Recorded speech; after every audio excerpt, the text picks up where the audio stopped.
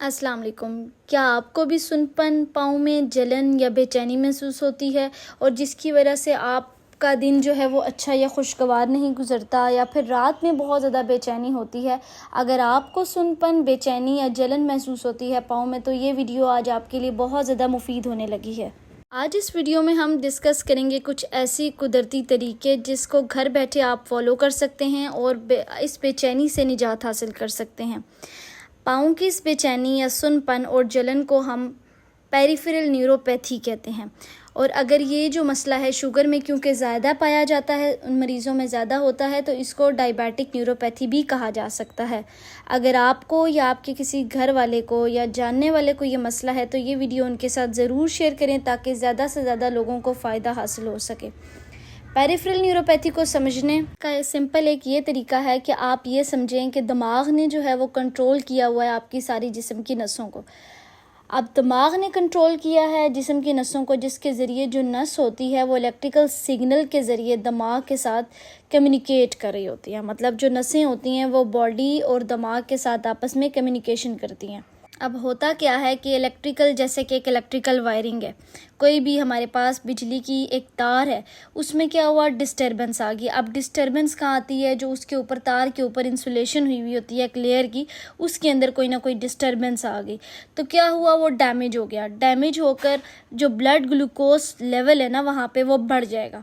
Blood glucose level बढ़ गया और जो पेरीफ्री, जो आपके साइट पर जो आपके ब्लड सप्लाई है वो कम हो जाएगी। ब्लड सप्लाई कम होने की वजह से नसें जो होती हैं वो डैमेज हो जाती हैं और जलन और बेचैनी होती है। इसको ठीक करने के हमारे पास कुछ स्टेप्स होते हैं जिनको भी हम फॉलो करेंगे और देखेंगे। क्योंकि ये शुगर में बहुत ज़्यादा पाई जाती है तो हमें चाहिए कि हम प्रॉपर इसके स्टेप्स फॉलो करें। होता क्या है, क्या क्या स्टेप्स हैं जो हम परफॉर्म कर सकते हैं, क्या क्या एक्सरसाइजेज हैं जो हम परफॉर्म कर सकते हैं, आज इस वीडियो में हम ये देखेंगे।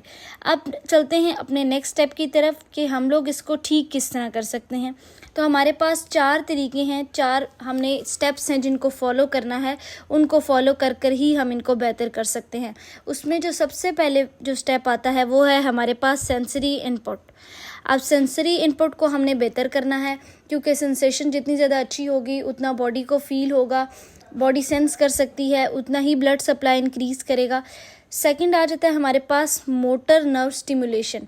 आपने मोटर नर्व स्टिमुलेशन करनी है, डिफरेंट एक्सरसाइज परफॉर्म करनी है जिससे हम लोग मोटर फंक्शन मतलब कि वर्जिश वगैरह करेंगे और ब्रेन तक ये सिग्नल जाएगा कि हमारे पास मूवमेंट हो रही है। नेक्स्ट आ जाता है हमने ब्लड फ्लो को इंक्रीज़ करना है। फिर बात आ जाती है कि हम ब्लड फ्लो को कैसे इंक्रीज़ करेंगे। हम एक्सरसाइज परफॉर्म करेंगे जिससे हम ब्लड फ्लो को इंक्रीज़ कर सकते हैं। इसके अलावा लास्ट जो है वो हमारे पास आ जाती है डाइट। हमने अपनी डाइट को बेहतर करना है। जितनी ज़्यादा अच्छी हमारी डाइट होगी उसमें हमारे पास जितने ज़्यादा अच्छे हमारे पास जो है प्रोटीन्स होंगी, उससे हम लोग बहुत अच्छे तरीके से इसको बेहतर कर सकते हैं। चलते हैं अब अपने नेक्स्ट पार्ट की तरफ कि क्या हम लोग किस तरह सेंसरी इनपुट देंगे या मोटर कंट्रोल करेंगे या डाइट बेहतर करेंगे। ठीक है, अब आ जाते हैं हमने कौन सा एक्सरसाइज परफॉर्म करनी है जिससे हम अपने सेंसरी इनपुट को बेहतर कर सकते हैं। तो सबसे पहली जो हम एक्सरसाइज परफॉर्म करेंगे वो हम करेंगे किसी भी, आप रॉड से कर सकते हैं, कोई पीवीसी पाइप ले सकते हैं या फिर कोई आपने रॉड लिया, उसको पाँव के नीचे आपने रखना है और फिर रोल करना है उसको पाँव के नीचे। तो ये आपका क्या बढ़ाएगा, सेंसरी इनपुट को बढ़ाएगा। ये एक्सरसाइज आप कम से कम दिन में 2 मरतबा सुबह शाम 5-5 मिनट के लिए अगर करें तो इससे बॉडी जो है वो सेंस करती है और आपका सेंसरी इनपुट बहुत ज़्यादा बेहतर होता है।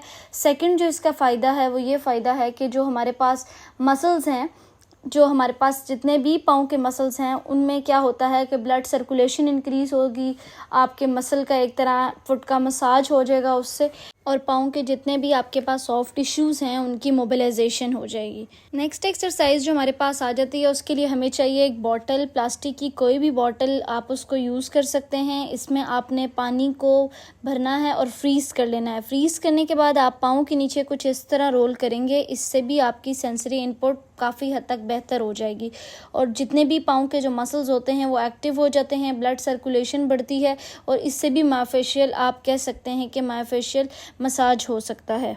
इस एक्सरसाइज को भी आप दिन में 2 मरतबा सुबह शाम कर सकते हैं। 5 मिनट्स के लिए परफॉर्म करें तो ये बहुत एक इफ़ेक्टिव वे है आपके पास, जिसमें आप फुट के मसल्स को एक्टिव कर सकते हैं, ब्लड सर्कुलेशन को बढ़ा सकते हैं।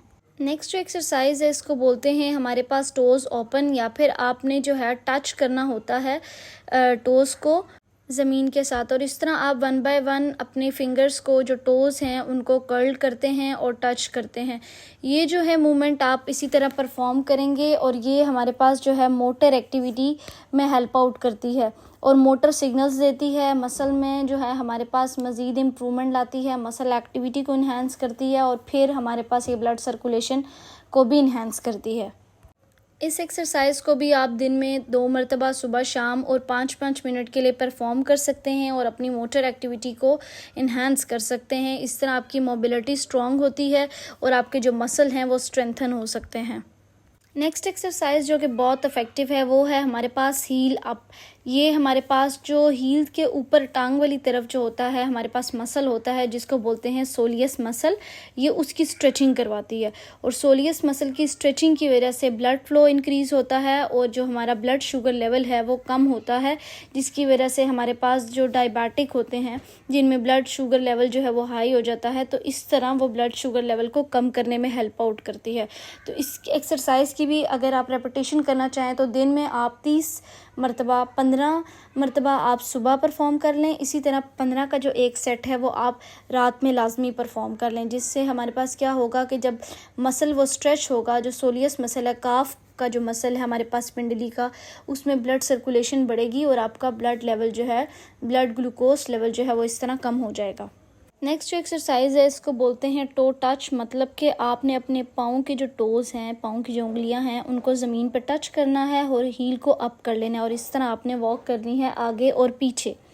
इसको बोलते हैं हमारे पास टो टच एक्सरसाइज। ये परफॉर्म करने से आपके जितने भी आपकी टांगों की जो नसें होती हैं वो एक्टिव हो जाती हैं, ब्लड सर्कुलेशन बढ़ता है इससे भी, और आपके पास इसी तरह जब ब्लड सर्कुलेशन इंक्रीज़ होगा तो आपका ऑब्वियसली ब्लड ग्लूकोज जो लेवल है वो कम हो जाएगा। इस एक्सरसाइज की अगर रेपिटेशन की बात करें तो आप इसको दिन में सुबह शाम कर सकते हैं परफॉर्म, और सुबह शाम आप तकरीबन 2 से 5 मिनट तक वॉक कर सकते हैं इस पोजीशन में। तो इससे आपका ब्लड ग्लूकोज लेवल जो है काफ़ी हद तक कम हो जाएगा और ब्लड लेवल काफ़ी हद तक जो हमारे पास ब्लड सर्कुलेशन है वो इम्प्रूव हो जाएगी। इसके अलावा आप जो एक्सरसाइज कर सकते हैं इनको बोलते हैं हमारे पास फिंगर इन टोज़। आपने अपनी उंगलियों को पाँव के टोज़ में इस तरह डाल लेना है और फिर मूवमेंट करनी है, आगे पीछे मूवमेंट कर सकते हैं, क्लॉकवाइज और एंटी क्लॉकवाइज आप मूवमेंट कर सकते हैं। इससे क्या होगा, हमारे पास के जितने भी पाँव के मसल हैं वो एक्टिव हो जाएंगे और ब्लड सर्कुलेशन को इंक्रीज़ करेंगे और इस तरह स्ट्रेचिंग भी होगी। तो जब आपका ब्लड सर्कुलेशन इंक्रीज़ होता है तो आपके जो पाँव में सुन्नपन है या जलन है उस फैक्टर को काफ़ी हद तक कम कर देता है और आपके जो मसल हैं उनको ये स्ट्रेच करता है, उनकी स्ट्रेंथनिंग कॉज करता है। इसके अलावा हमारे पास एक मोस्ट सिंपल एक्सरसाइज है जो आप घर में परफॉर्म कर सकते हैं, जिसमें आपने एक तौलिए को लेना है और फुट को इस तरह कर्ल करना है, फुट के टोज़ को, और इस तरह आप जो है तौलिया उसको स्क्वीज़ करते जाएंगे। तो इससे क्या होगा कि आपके जितने भी पाँव के मसल हैं वो एक्टिव हो जाएंगे और इसी तरह आपका ब्लड सर्कुलेशन भी इम्प्रूव होगा। ये आप परफॉर्म करेंगे दिन में 2 मरतबा, सुबह शाम आप परफॉर्म कर सकते हैं इसको, और आप जब स्टार्ट करें तो बेशक एक टॉवल से आप स्टार्ट कर सकते हैं और ग्रेजुअली फिर इसको इंक्रीज़ कर सकते हैं। लास्ट में हमने बात की थी डाइट की, तो डाइट जो है वो बहुत ज़रूरी है। तो इसमें हम लोगों ने क्या करना है कि जो रिफ़ाइन और प्रोसेस्ड फूड है उसको हमने छोड़ देना है। मीठा हमने कम करना है, मीठा जितना कोशिश करें वो कम खाएं, क्योंकि शुगर जो है, शुगर के पेशेंट्स को वैसे भी मीठा खाना मना है। इसके अलावा आ जाता है हमारे पास चावल, तो कोशिश करें 1 वीक में आप 1 मरतबा चावल खाएं। ब्रेड, मैदा, ये रिफ़ाइन फूड्स हैं, इनको कोशिश करें बिल्कुल भी यूज़ ना करें। इसके अलावा मल्टीग्रेन्स का इस्तेमाल करें और जो विटामिन B12 है उसको हमने इंक्रीज़ करना है, तो विटामिन B12 रिच डाइट का इस्तेमाल करना है। आपने दूध, एग, इस तरह के जो हैं हमारे पास चीज़ों का इस्तेमाल करना है। मीट आप खा सकते हैं, ओमेगा 3 आपको देगा, अंडे और नट्स और फिश वगैरह से आपको ओमेगा 3 मिलता है। तो इन खुराक का इस्तेमाल करें और अपने आप को हेल्दी और फिट रखें। उम्मीद है कि आज की वीडियो आपको ज़रूर पसंद आई होगी। मज़ीद ऐसे कंटेंट देखने के लिए मेरे चैनल को सब्सक्राइब कर दें और लाइक और शेयर करना ना भूलिएगा। अगर आपको मेरी वीडियो अच्छी लगी है या फिर आपका कोई सवाल है तो आप कमेंट बॉक्स में पूछ सकते हैं। इंशाल्लाह मैं कोशिश करूँगी कि आपको टाइम पर रिप्लाई कर सकूँ। Thank you. अल्लाह हाफ़िज़।